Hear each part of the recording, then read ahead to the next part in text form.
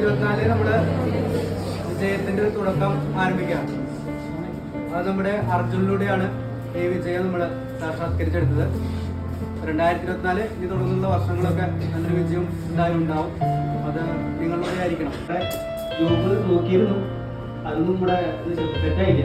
അതിനുശേഷം പിന്നെ കാരണം അതിലേക്ക് എത്തും, ആണെങ്കിലേക്ക് എത്തും, ജോലി എന്തായാലും കരസ്ഥമാക്കും. ഇതേപോലെ തന്നെ കേക്ക് കട്ട് ചെയ്യുമെന്നുള്ള ഉത്തമ വിശ്വാസത്തോടെയാണ് എന്ന് പറഞ്ഞത്.